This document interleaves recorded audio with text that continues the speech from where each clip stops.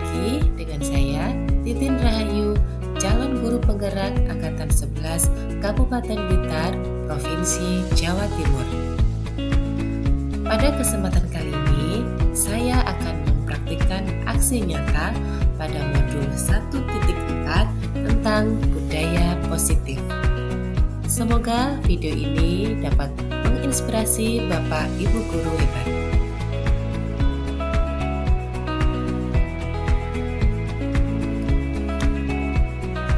Pada video ini juga dilengkapi dengan video diseminasi pemahaman dan penerapan budaya positif di UPT SD Negeri Jatilengger 2 yang dilaksanakan pada hari Kamis tanggal 22 Agustus tahun 2024 di ruang kelas 4 UPT SD Negeri Jatilengger 2. Video ini juga dilengkapi dengan pembuatan keyakinan kelas, yaitu pembuatan keyakinan kelas yang dilakukan oleh guru dan juga murid kelas 4 di UPT SD Negeri Jatilengger 2. Video ini juga berisi tentang tanggapan dari teman sejawat saya, yaitu Ibu Vicky Dwinanda SPD, guru kelas 1, dan Ibu Adnina Miftah Anuriza SPD, guru kelas 3. Nah, video ini juga berisi tentang penerapan segitiga restitusi pada permasalahan murid di UPT SD Negeri Jatilengger 2. Selain itu, juga berisi tanggapan dari murid, yaitu Adinda Saila Rahmawati dan Ananda Muhammad Zidan. Baiklah Bapak Ibu, mari kita saksikan bersama diseminasi pemahaman dan penerapan budaya positif di UPT SD Negeri Jatilengger 2 oleh saya, Ibu Titin Rahayu, CGP Angkatan 11 Kabupaten Blitar, Provinsi Jawa Timur. Selamat menyaksikan. Assalamualaikum warahmatullahi wabarakatuh. Waalaikumsalam warahmatullahi wabarakatuh. Bismillahirrahmanirrahim. Alhamdulillahirabbil alamin wa bihi nasta'in wa ala umuri dunya waddin. Rabbi shrah li sadri wa yassir li amri wahlul 'uqdatam min lisani yafqahu qawli. Amma ba'd. Yang terhormat Bapak Kepala UPT SD Negeri Jatilengger 2, Bapak Erawati Sutrisno SPD. Yang kami hormati Bapak Ibu guru UPT SD Negeri Jatilengger 2, dan tak lupa yang kami hormati pula Ibu Titin Rahayu SPD selaku calon guru penggerak dan pemateri kita pada siang hari ini.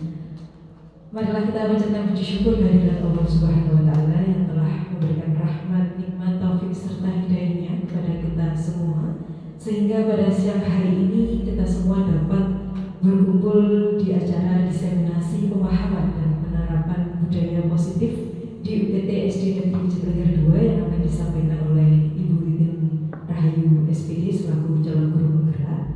Selawat serta salam senantiasa tercurahkan kepada junjungan kita Nabi Agung Muhammad Sallallahu Alaihi Wasallam, Nabi yang senantiasa kita nanti-nantikan syafaatnya di yaumul qiyamah. Amin ya rabbal alamin. Bapak Ibu yang saya hormati, mohon maaf sebelumnya kalau saya juga ikut menggebu-gebu karena waktu sudah semakin sore. Jadi langsung saja, nanti acara yang pertama yaitu pembukaan, yang kedua sambutan oleh Bapak Kepala UPT SD Negeri Jatilengger 2, dan yang ketiga pemaparan materi tentang pemahaman dan penerapan budaya positif oleh Ibu Titin Rahayu. Kemudian yang keempat yaitu ditutup dengan doa. Langsung saja untuk mengawali acara pada siang hari ini, marilah kita buka dengan bacaan umul kitab Liridhoillah wa bisyafaati Rasulullah. Al-Fatihah.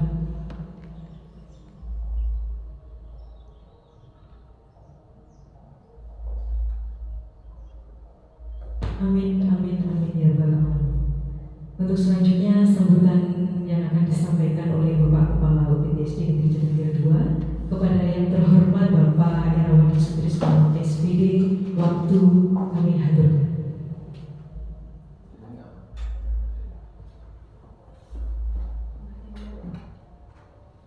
Terima kasih waktu yang diberikan saya oleh pembicara Bu Raya.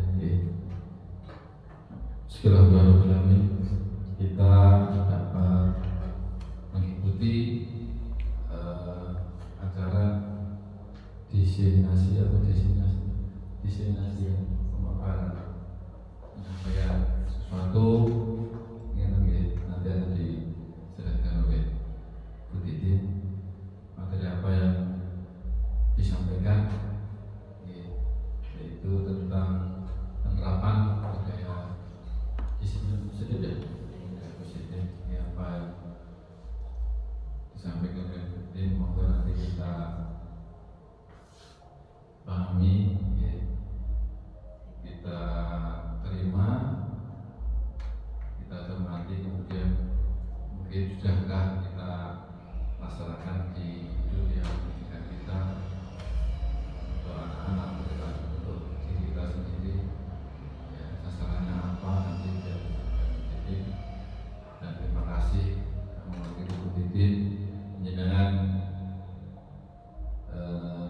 mengikuti kegiatan ini, seminasi yang dipaparkan oleh Bu Titin sebagai bentuk kegiatan guru gerak. Kedepannya nanti teman-teman biar ketularan ilmunya juga nanti bisa mengikuti Bu Titin sampai jadi guru gerak yang masih muda-muda. Kalau mungkin saya atau yang lainnya, saya sendiri ya mungkin. Kalau dulu masih 30 masih bisa ya. Mungkin bisa itu.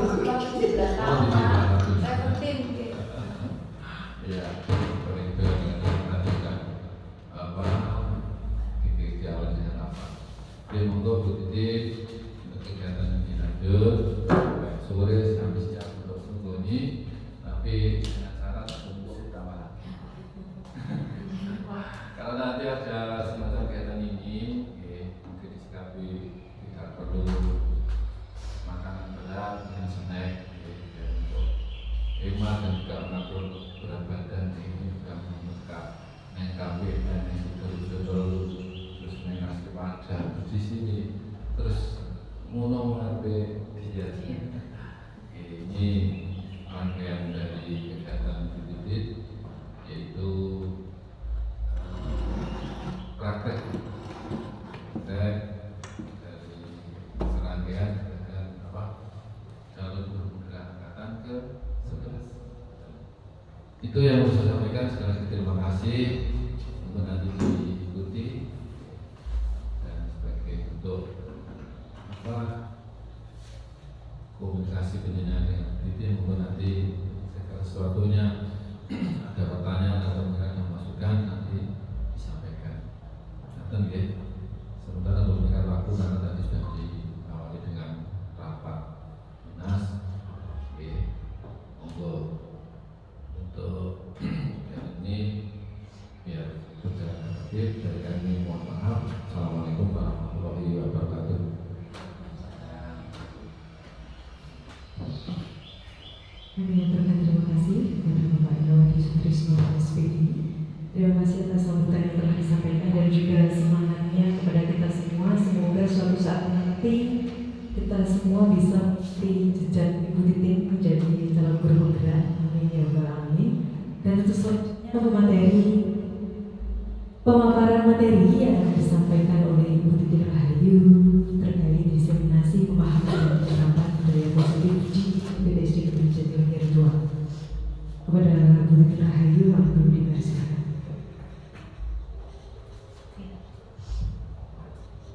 Baik, terima kasih waktu yang telah diberikan kepada saya. Oke, Bapak Ibu, sebelumnya Assalamualaikum warahmatullahi wabarakatuh. Oke, terima kasih atas waktu Bapak Ibu yang telah bersedia meluangkan waktunya untuk mengikuti kegiatan diseminasi pada siang hari ini. Oke, saya ucapkan terima kasih. Semoga menjadi amal hasanah Bapak Ibu semuanya. Langsung saja Bapak Ibu, di sini saya akan menyampaikan materi pemahaman dan penerapan budaya positif di UPT SD Negeri Jatinegara 2. Nah, Bapak Ibu, apa sih tujuan dari diadakannya Tujuan yang pertama tidak lain adalah guru dapat memahami pentingnya budaya positif yang memerdekakan murid untuk menciptakan ekosistem sekolah yang aman dan juga berpihak kepada murid. Nah, nanti di sekolah kita ini apakah sudah menciptakan sekolah yang aman, Bapak Ibu? Sudah, nggih. Nah, dan juga berpihak kepada murid tentunya, nggih.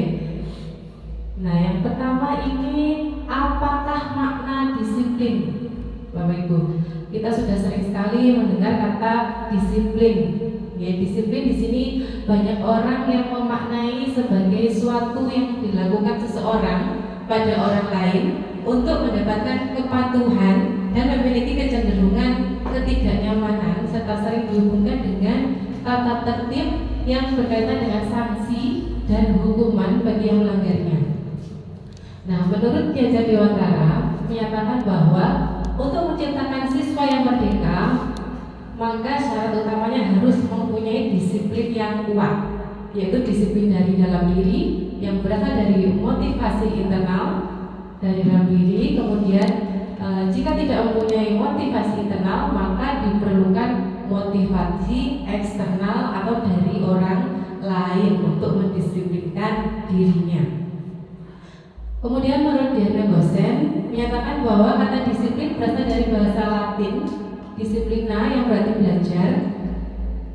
Kata disiplina juga berasal dari akar kata yang sama, yaitu disiplin atau murid atau pengikut. Nah, Diana di sini juga menyatakan bahwa disiplin juga berkonotasi dengan disiplin diri murid. Kemudian disiplin diri yang dapat membuat seseorang menggali sebuah potensi dirinya untuk mencapai suatu tujuan, suatu yang dihargai dan yang bermakna. Nah, dari dua pendapat tadi yang sudah saya sampaikan, dapat disimpulkan bahwa murid yang memiliki disiplin positif akan memiliki motivasi internal yang tinggi dalam menguasai diri.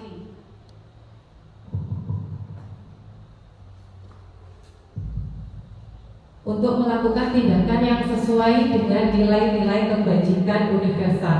Nah, Bapak Ibu, mungkin di sini apa sih itu nilai-nilai kebajikan universal? Nah, di sini nanti kita akan mempelajari juga.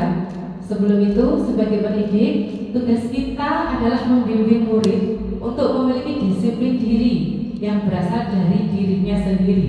Jadi anak-anak itu sadar kalau disiplin itu tumbuh dari dirinya sendiri, bukan karena karena disuruh atau karena di-UP oleh bapak ibu gurunya, seperti itu. Nah, di sini nilai-nilai kebajikan universal adalah sifat-sifat positif manusia yang merupakan tujuan mulia yang ingin dicapai setiap individu. Nilai-nilai tersebut bersifat universal dan lintas bahasa, suku, bangsa, agama maupun latar belakang. Nah, nilai-nilai kebajikan ini diharapkan bisa dicapai oleh setiap anak Indonesia. Jadi yang sesuai dengan profil pelajar Pancasila. Yang pertama, beriman, bertakwa kepada Tuhan Yang Maha Esa dan berakhlak mulia.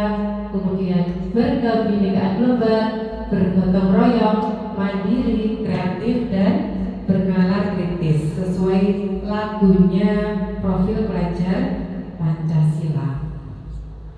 Nah, lanjut Bapak Ibu, tujuan disiplin positif. Tujuannya adalah untuk menanamkan motivasi kepada semua murid kita agar mereka menjadi orang yang mereka inginkan dan menghargai diri sendiri dengan nilai-nilai yang mereka percaya. Nah, motivasi ini berasal dari internal atau berasal dari diri murid itu sendiri, yang nantinya akan berdampak jangka panjang dan tidak akan terpengaruh dengan adanya hukuman dan hadiah. Nah, setelah memiliki motivasi intrinsik Bapak Ibu yang berdampak jangka panjang tadi, motivasi yang tidak akan terpengaruh pada adanya hukuman atau hadiah, mereka akan tetap berperilaku baik dan berlandaskan nilai-nilai kebajikan.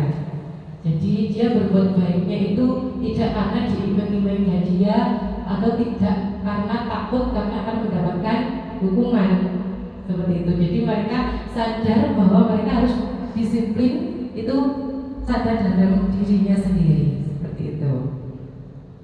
Nah, di sini sebagai pendidik, sebagai guru, tujuan kita adalah menciptakan anak-anak yang memiliki disiplin dari dirinya sendiri, sehingga mereka bisa berperilaku dengan mengacu pada nilai-nilai kebajikan universal dan memiliki motivasi intrinsik, jadi bukan ekstrinsik. Dan belajar tentang disiplin positif tidak harus dengan memberi hukuman. Ya, mungkin kita mungkin selama ini kita melakukan disiplin positif ke anak-anak itu dengan melakukan hukuman biar anak jeda seperti itu.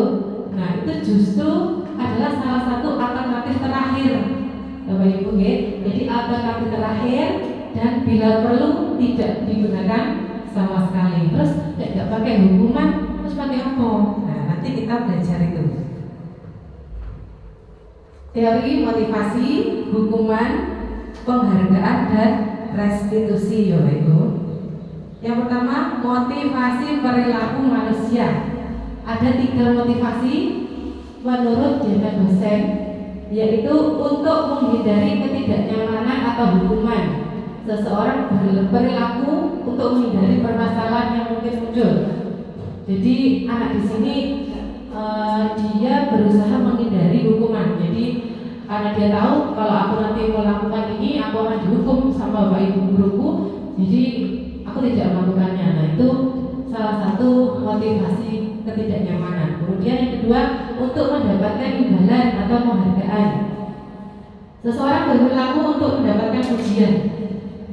Ada ya anak-anak kita itu yang nurut sama bapak ibu guru itu karena diiming-imingi hadiah atau karena apa? Haus pujiannya bapak ibu guru. Misalnya, wah aku mulai disuruh bapak ibu guru apa mengerjakan ini, nanti dipuji seperti itu.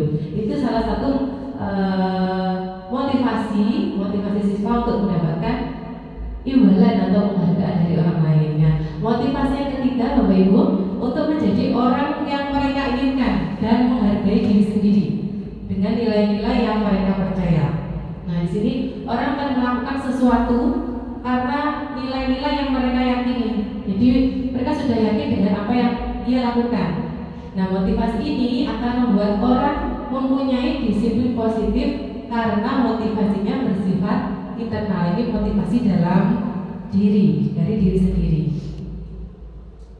Nah, ini Bapak Ibu, teori motivasi perilaku manusia. Ya, tadi yang pertama ada eksternal, kemudian ada motivasi internal, dan motivasi internal itu tujuan disiplin positif untuk menghargai dirinya sendiri.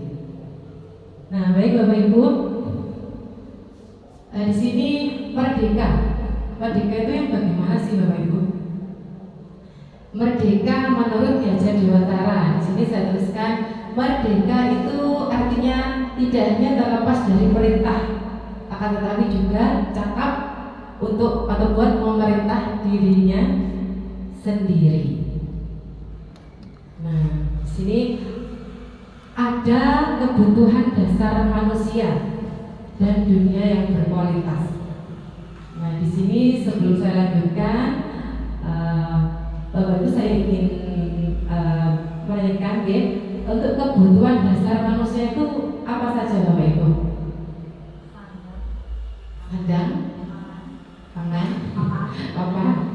Kebutuhan dasar manusia. Nah, coba nanti kita lihat kebutuhan dasar manusia apa sih kalau menurut ini ya. Nah, yang pertama kebutuhan dasar manusia yang pertama itu adalah bertahan hidup. Nah, yang kecil sekali. Yang pertama bertahan hidup Bapak Ibu. Jadi kita butuh untuk bertahan hidup. Semua orang pasti ingin bertahan hidup, Yang tidak ingin bertahan hidup semua ingin. Yang kedua adalah kebutuhan akan kesenangan Bapak Ibu. Jadi kita itu butuh kesenangan, Nah, kesenangan orang itu juga bermacam-macam. Ada yang senangnya itu punya uang banyak. Ada senangnya seperti Pak anak-anak sukanya traveling, kesenangannya traveling jalan-jalan. Nah, kalau untuk Pak Era sukanya apa ini kesenangannya Pak? Makanya lagi. Oke.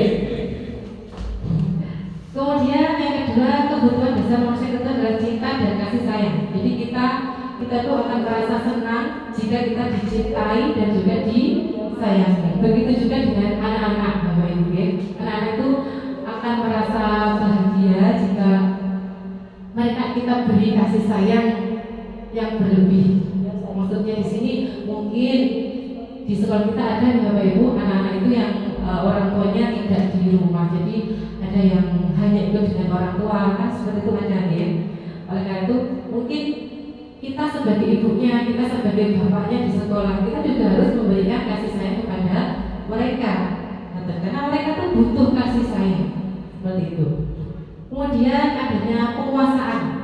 Jadi kalau anak-anak itu tidak menguasai suatu bidang, ya, contohnya misalnya dalam mereka tidak menguasai perkalian, tidak menguasai pembagian, itu mereka biasanya akan cenderung apa Ibu? Cenderung yang namanya juga nggak suka, nggak menguasai, akhirnya ya nggak mau belajar, gitu dia tidak mau belajar, malas-malasan, rame, guyon dan sebagainya, gitu. Yang terakhir adalah adanya kebebasan. Ternyata anak-anak itu suka kebebasan, Bapak Ibu. Kebebasan di sini maksudnya begini, misalnya waktu pelajaran SBDP pas waktunya menggambar, gitu.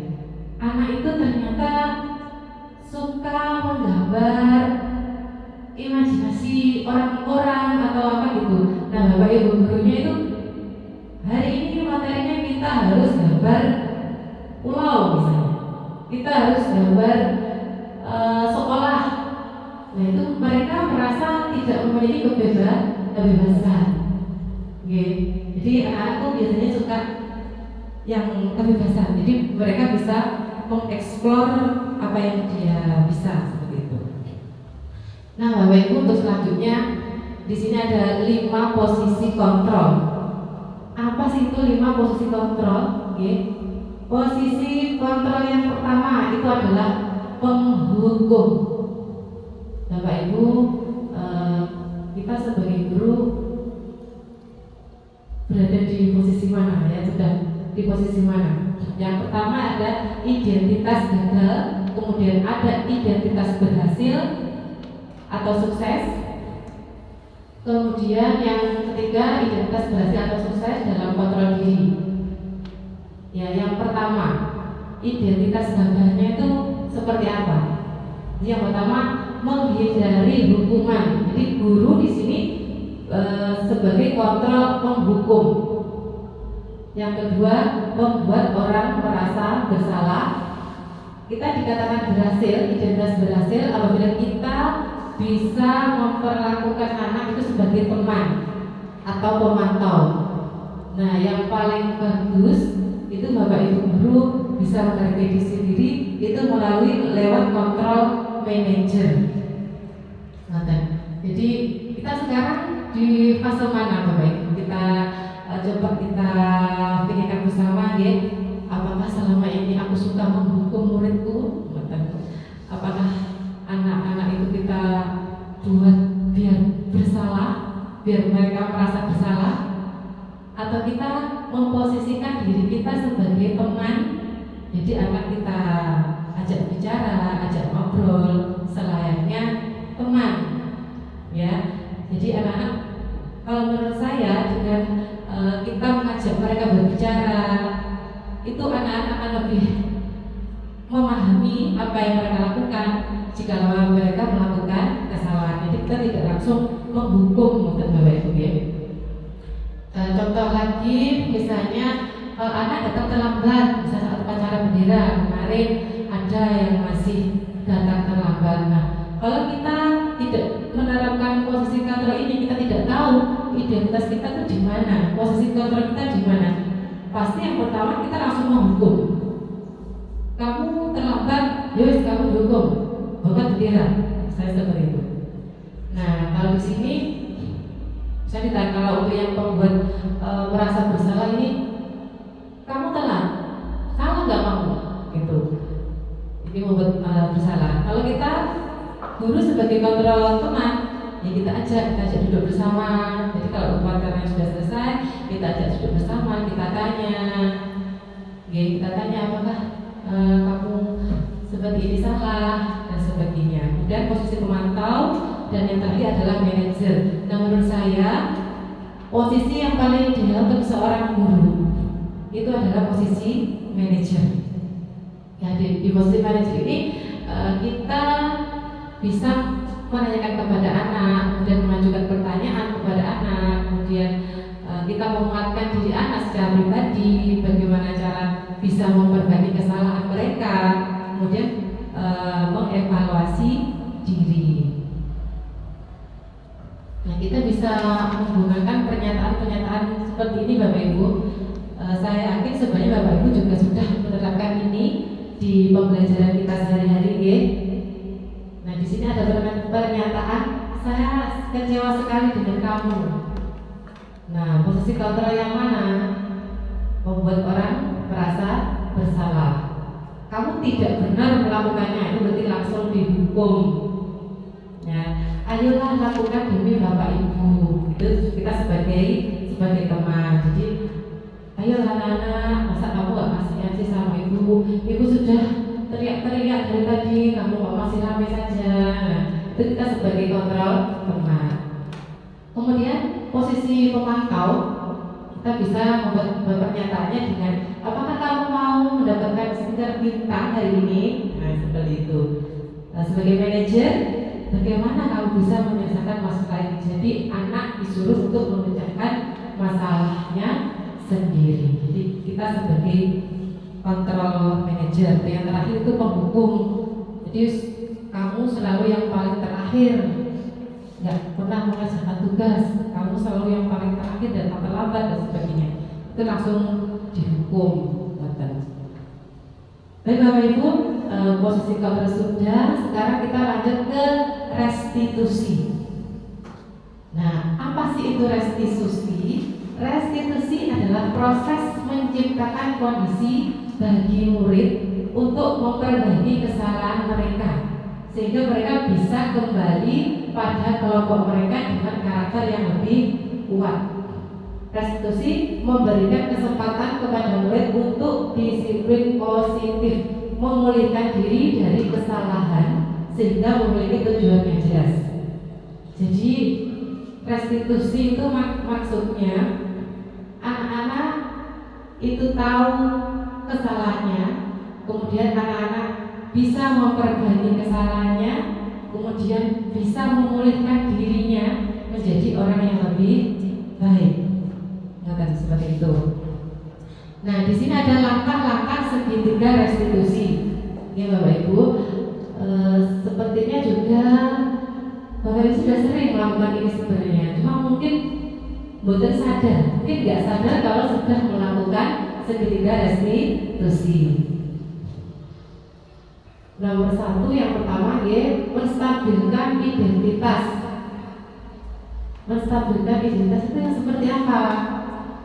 Nah, nanti saya akan lanjutkan. Yang sekarang yang kedua, memvalidasi tindakan yang salah. Yang ketiga, menanyakan keyakinan kelas. Jadi segitiga restitusi itu ada 3 ini. Nah, berikut penjelasan dari menstabilkan identitas. Saat anak berbuat salah, Bapak Ibu, artinya ada kebutuhan dasar yang tidak terpenuhi. Kebutuhan dasar tadi ada apa? Ada berapa, Bapak Ibu? Kebutuhan dasar tadi ada 5 ya. Nah, saat anak berbuat salah, itu artinya ada kebutuhan dasar anak yang tidak terpenuhi bagi mereka. Jadi di antara 5 itu mesti ada ya 1 atau 2 yang tidak terpenuhi, akhirnya anak itu berbuat salah seperti itu. Nah, langkah ini bertujuan untuk mengubah orang yang gagal karena berbuat kesalahan menjadi orang yang sukses, menstabilkan identitas. Nah, berdasarkan prinsip membuat kesalahan adalah bagian dari proses pembelajaran. Jadi misalnya ada anak yang salah, itu kita menjudge, oh kamu begini, oh kamu begitu, kamu salah, sama seperti itu ya Bapak Ibu. Jadi kita stabilkan dulu identitasnya. Jadi misalnya gini loh, nah kita itu semua pasti pernah melakukan kesalahan. Bapak Ibu juga pernah melakukan kesalahan, gitu. Tapi, nah bagaimana kita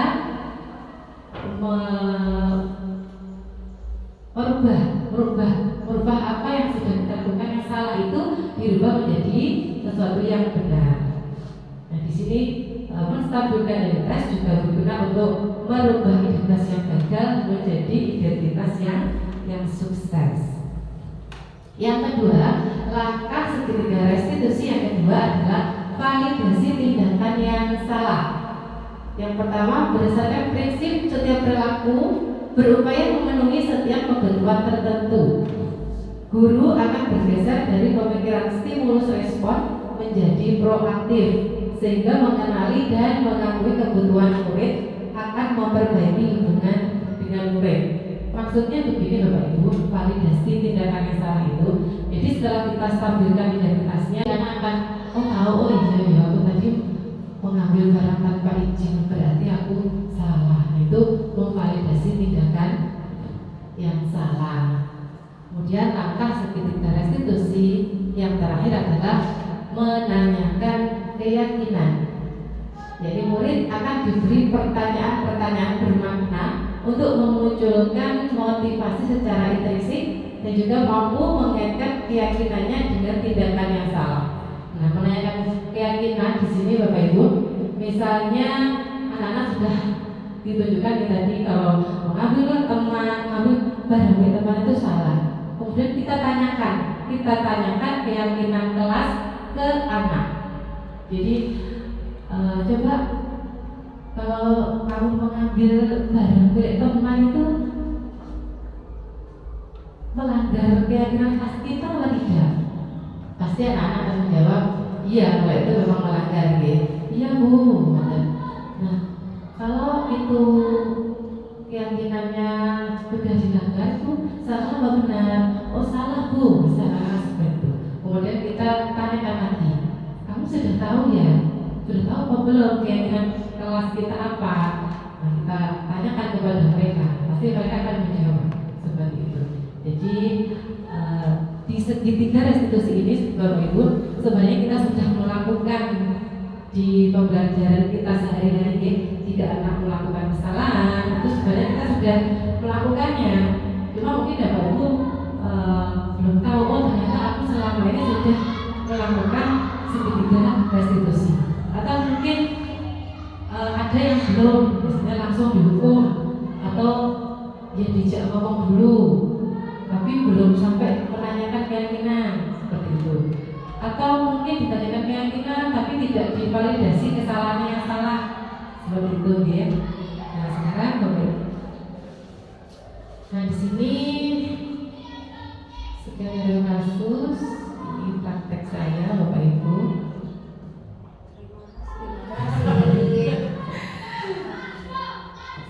Baik Bapak Ibu, demikian pemaparan dari saya. Mungkin dari Bapak Ibu setelah saya melakukan restitusi kepada anak-anak, mungkin ada dari Bapak Ibu yang sudah menerapkan jika ada anak melakukan kesalahan, terus kemudian Bapak Ibu ada yang sudah menerapkan restitusi itu, yang sedang tidak sadar katakan dia sudah melakukan itu, meskipun mungkin belum lengkap, belum di 3 langkah tersebut. Mungkin ada yang mau menyampaikan, Bapak Ibu, monggo. Sinten yang mau mewakili? Bu Titi, monggo. Baik, terima kasih. Untuk mengatasi anak-anak yang bermasalah, kita sebagai seorang pendidik itu harus juga menyelamatkan psikologi anak ya, dalam artian ketika anak bersalah kita tidak bisa menjustis anak itu di depan teman-temannya. Jadi kita harus juga menjaga harkat martabatnya. Jadi boleh kita tegur di kelas, tapi yang tidak menjatuhkan. Setelah itu kita ajak disendirikan ya, diajak lembaga sendiri untuk memberi edukasi bahwa apa yang dilakukan itu tidak benar. Dan kita juga harus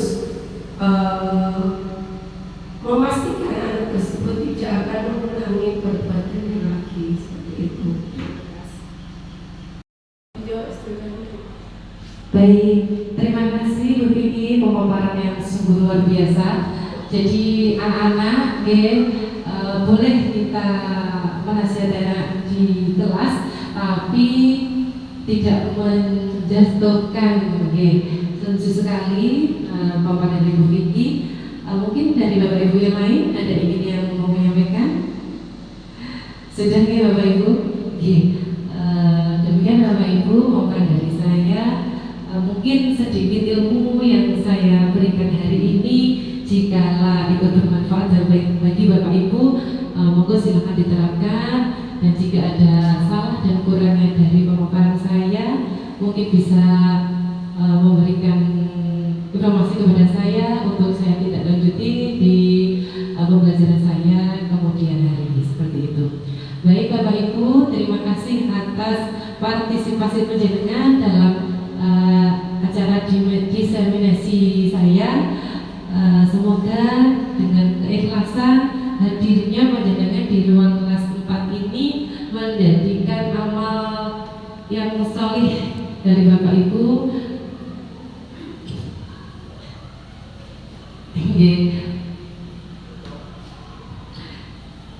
Demikian pemaparan yang saya sampaikan, ada kurangnya mohon maaf.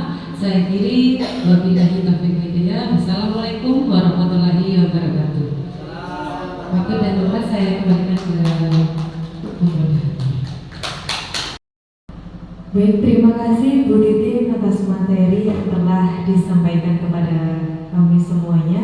Dan alhamdulillahirrabbilalamin, ini tadi luar biasa ya Bapak Ibu ya, untuk menambah pengetahuan kita. Dan saya tadi tuh respectnya sama bagian yang dasar kebutuhan anak, ada 4 kalau tidak salah.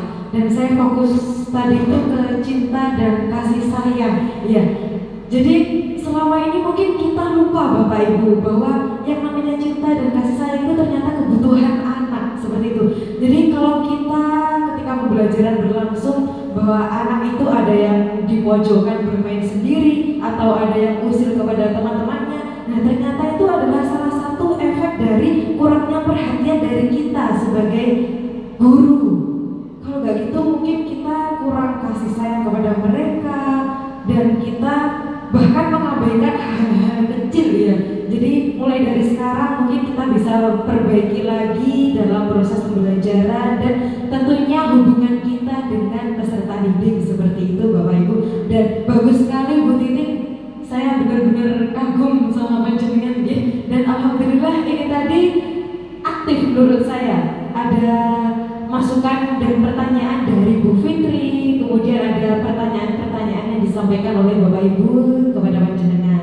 Nah, demikian tadi Bapak Ibu pemaparan materi dari Ibu Titin Rahayu terkait diseminasi, pemahaman dan penerapan budaya positif ya di UPTSD Negeri Jatinegara 2. Dan untuk itu sebelum kita tutup acara diseminasi pada siang hingga sore hari ini, marilah kita tutup dengan doa yang akan dipimpin oleh Bapak Gunawan. Kepada beliau, Bapak Gunawan, waktu dipersilakan.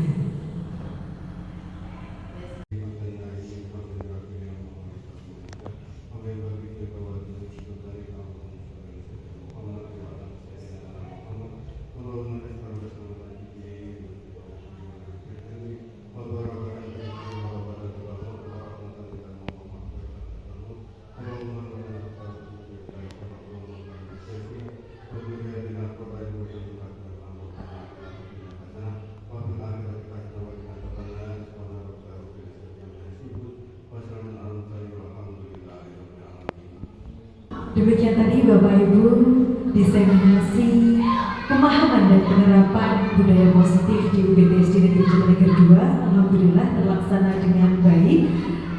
Saya selaku pembawa acara, apabila ada salah kata maupun perbuatan, saya mohon maaf yang sebesar-besarnya. Akhir kalam, wallahul muwaffiq ila aqwamit thoriq. Ihdinas siratal mustaqim.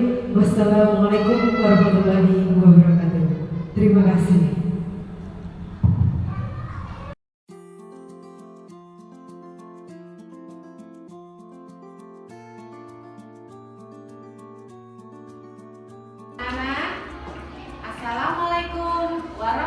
warahmatullahi wabarakatuh.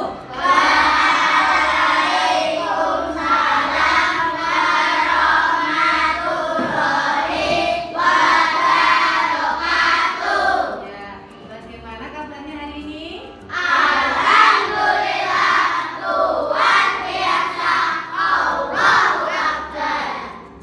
Oke, anak-anak, hari ini kita akan melaksanakan satu kegiatan, yaitu membuat keyakinan kelas. Oke, coba anak-anak, siapa yang sudah tahu keyakinan kelas itu apa sih? Siapa yang tahu? Kalau peraturan, tahu nggak kalau peraturan? Tahu ya? Peraturan dengan keyakinan itu sama enggak, anak-anak? Sama apa tidak? Ayo. Nah, di sini Bu Titin tuliskan. Yuk kita baca bersama-sama ya pengertian dari keyakinan kelas. Keyakinan kelas merupakan kesepakatan kelas yang diyakini bersama oleh guru dan murid selama proses pembelajaran yang berasal dari penyatuan pikiran menjadi nilai-nilai kebaikan. Oke, jadi keyakinan kelas itu merupakan kesepakatan kelas yang diyakini bersama. Jadi yang membuat kesepakatan kelas itu siapa berarti? Murid dan guru. Ya. Nah, di sini bersama oleh guru dan murid selama proses pembelajaran yang berasal dari penyatuan pikiran. Jadi dari ide-idenya sama itu kemudian disatukan menjadi nilai-nilai kebaikan. Nah, kalau tadi keyakinan kelas itu kita buat bersama-sama. Tapi kalau peraturan itu yang membuat siapa? Kita yang membuat apa tidak? Kalau peraturan? Kalau peraturan, coba peraturan itu yang seperti apa sih anak-anak? Peraturan itu seperti apa? Misalnya, kalau mau berkendara naik sepeda motor harus memakai harus membawa SIM dan STNK misalnya. Itu namanya peraturan. Sama ikut membuat nggak peraturan itu? Ikut membuat? Tidak ikut membuat. Tapi kamu ikut melaksanakan nggak?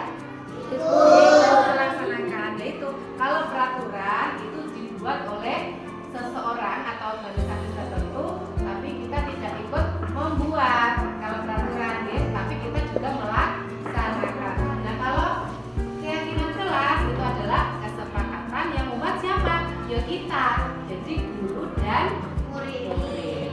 Itu bisa dipahami ya? Nah, tujuan dibuatnya keyakinan kelas itu apa sih? Coba dibaca dulu. Kesepakatan kelas yang menegakkan kebersamaan ini bertujuan untuk membangun lingkungan belajar yang mendukung di mana setiap anggota kelas merasa dihargai dan termotivasi untuk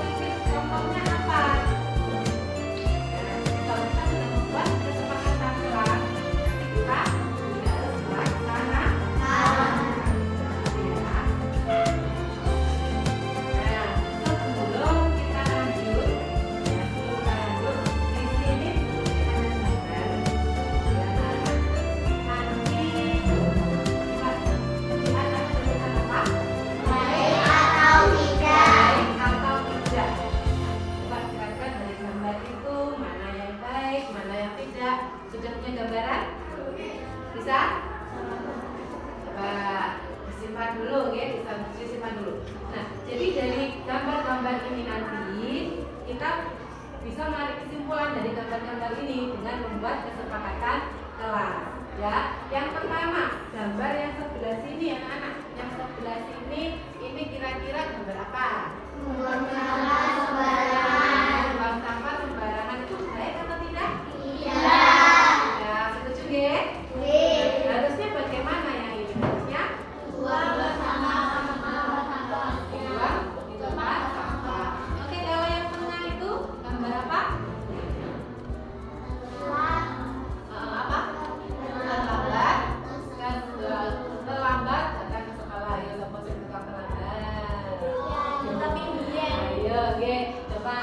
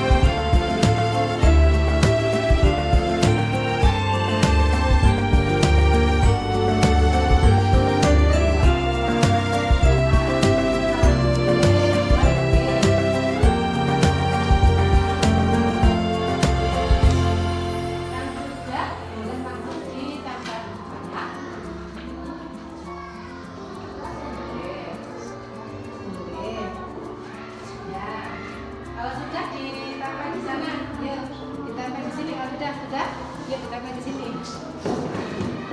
Kita dulu.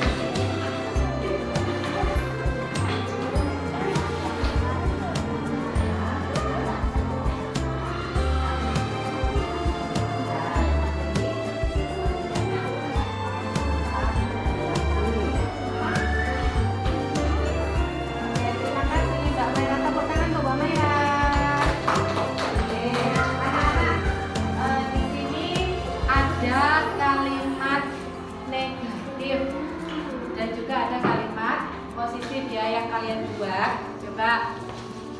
Nah, untuk itu kamu harus mengubahnya dulu. Yang kalimatnya negatif kita harus diubah dulu ke kalimat positif. Di sini mana yang kalimatnya positif, mana yang kalimatnya negatif? Kalimat yang negatif itu biasanya ditandai dengan kata apa? Kalau negatif? Tidak, jangan, tidak boleh, jangan, itu kalimat negatif. Ya, misalnya yang ini, tidak boleh terlambat ke sekolah. Ini kalimat negatif apa positif? Tidak boleh terlambat ke sekolah, ya? Nah, bisa kalimat negatif. Terus bagaimana cara mengubahnya? Tidak boleh terlambat ke sekolah. Berarti bolehnya gimana? Datang ke sekolah tepat waktu, ya. Itu caranya. Kemudian yang ini ada lagi, tidak boleh membuang sampah sembarangan. Ini kalimatnya kalimat negatif. Diubah dulu ke kalimat positif. Kalau kalimat negatifnya tidak boleh membuang sampah sembarangan, kalimat positifnya bagaimana? Membuang sampah di tempatnya, itu kalimat positif. Ada lagi tadi ini sudah positif. Ini tidak boleh makan di kelas saat pembelajaran. Kalimat negatif apa positif ini? Kalimat negatif karena ada kata tidak. Nah, seharusnya bagaimana? Makan saat istirahat kita. Sudah selesai ya. Anak-anak, dari kesepakatan ini sudah sepakat ya kita? Ya, ya kita. Oke, kalau begitu saya minta tolong Mbak.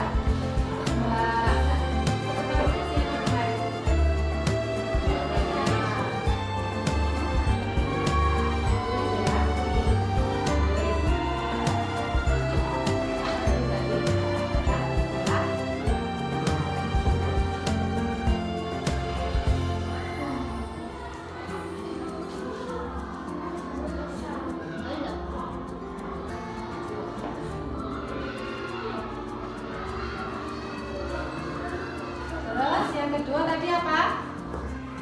Setelah datang ke sekolah tepat waktu, yang kedua apa? Ayo, menjaga kebersihan.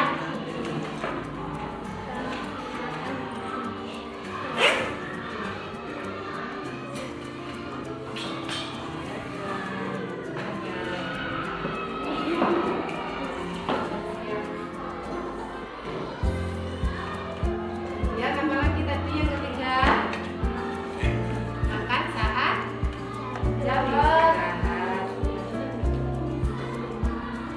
Makan saat jam istirahat.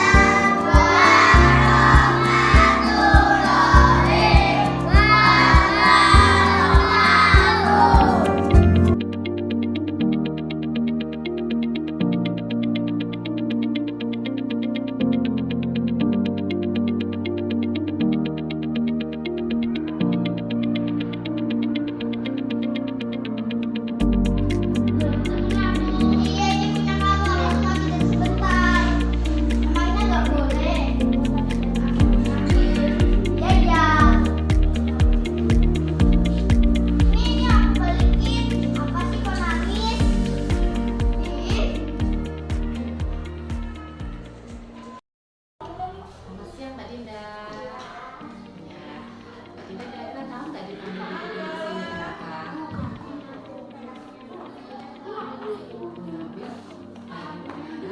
Jadi Mbak Ida ngambil apa? Mengambil pengurus. Nah, kira-kira Mbak Ida mengambil pengurus miliknya Mbak Maira itu salah atau tidak? Salah ya. Oke, kalau mengambil salah itu wajar nggak kalau Mbak Maira? Wajar ya. Ya. Ini Mbak Dinda, semua orang itu pasti pernah melakukan kesalahan. Ya, jadi Bu Titi juga pernah melakukan kesalahan.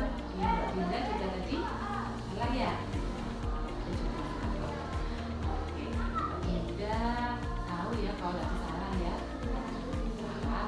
Nah, terus Mbak Dinda tahu kalau mau ambil barang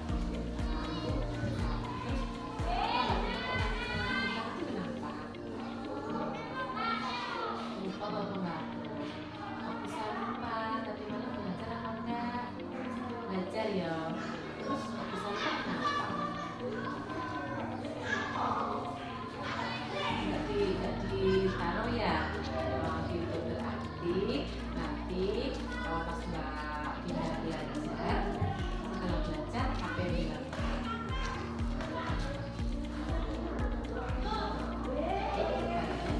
Masih lagi gitu ya, dipersiapkan supaya apa? Supaya besoknya tidak ada yang ketinggalan gitu ya. Jadi Mbak Ida sekarang sudah tahu kalau jadi Mbak Ida melanggar kesepakatan kelas itu enggak? Melanggar ya. Coba Mbak Ida masih persiapan enggak? Kira-kira masih lain itu apa? Apa saja? Pertama apa? Oh, datang sekolah buat lagi. Nah, jadi meminta izin dulu, belum meminjam barang. Terus apa lagi? Banyak ya Mas Yan ya. Nah, berarti Mbak Ida sekarang sudah tahu ya caranya apa? Kalau Mbak Dinda itu mengambil rumah itu kan layak, ya. Sudah tahu kalau salah. Terus kira-kira Mbak Dinda tadi kan Mbak Maira nangis ya. Kira-kira kalau Mbak Dinda itu tahu kalau Mbak Maira nangis, terus kira-kira yang akan Mbak Dinda lakukan itu apa? Sama kita maaf ya. Ini tak panggilkan Mbak Maira nanti sekarang tak maaf ya Mbak Maira.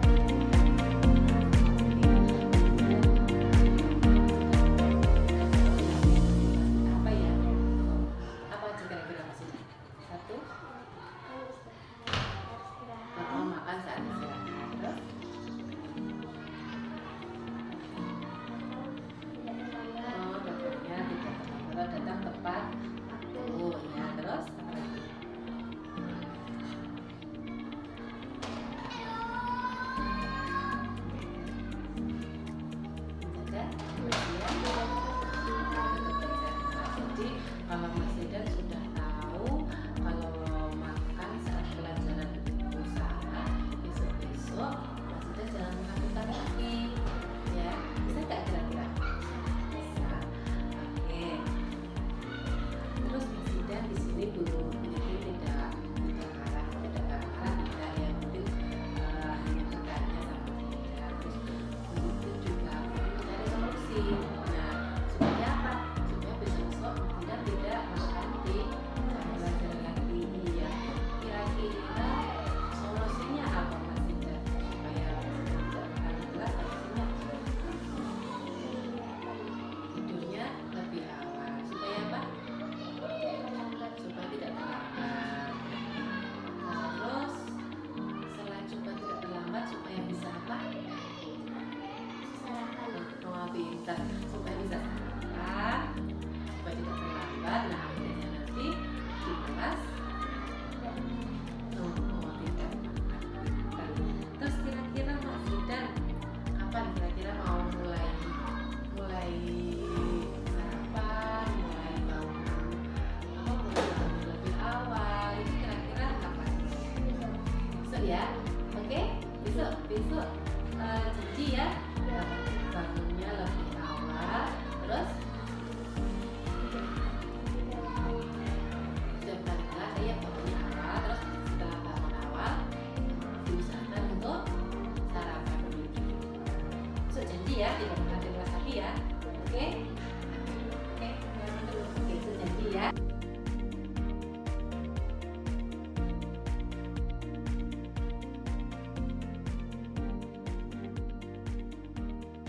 Halo, nama saya Adinda Saila Rahmawati, siswi kelas 4 UPTSD Negeri 2. Saya sangat senang dengan Bu Titin karena membantu solusi masalah saya. Terima kasih Bu Titin. Dadah. Assalamualaikum, nama saya Zidan. Saya kelas 4 UPTSDN kelas 2. Saya sangat senang karena Bu Titin membantu saya mencari solusi masalah saya. Terima kasih Bu Titin.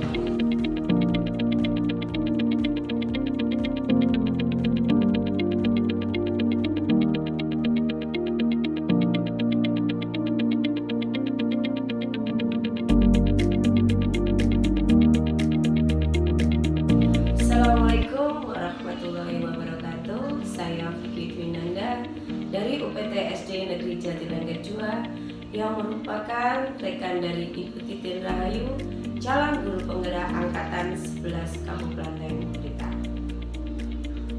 Setelah mengikuti diseminasi yang dilakukan Ibu Titin, yaitu penerapan budaya positif, banyak hal yang bisa kami dapatkan, terutama sebagai control manager untuk mengatasi permasalahan anak-anak. Harapan kami ke depan kami bisa melaksanakannya dengan baik dan segala permasalahan anak dapat teratasi dengan baik. Terima kasih Bu Titin, sukses selalu untuk calon guru penggeraknya. Semoga Allah memberi kemudahan. Assalamualaikum warahmatullahi wabarakatuh.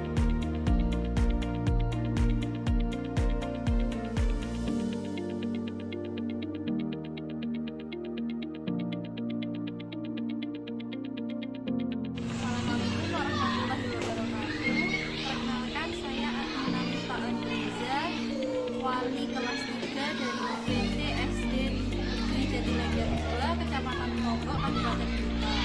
Alhamdulillah, hari ini saya telah mengikuti diseminasi yang dipaparkan oleh Ibu Titin Rahayu, calon guru penggerak angkatan 11 dari Kabupaten Blitar. Saya sangat senang sekali mendapatkan materi ini, yaitu tentang budaya positif. Insya Allah kedepannya saya akan menerapkan materi tersebut. Terima kasih Ibu Titin atas pemaparan materi tersebut. Semoga saya bisa menjadi guru yang dapat menerapkan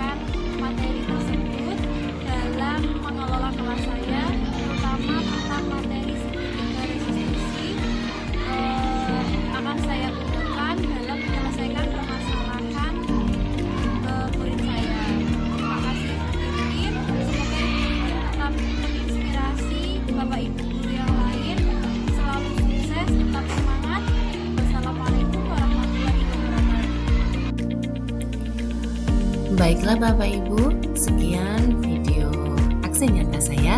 Terima kasih sudah menonton video ini. Semoga video ini bermanfaat bagi Bapak Ibu guru hebat.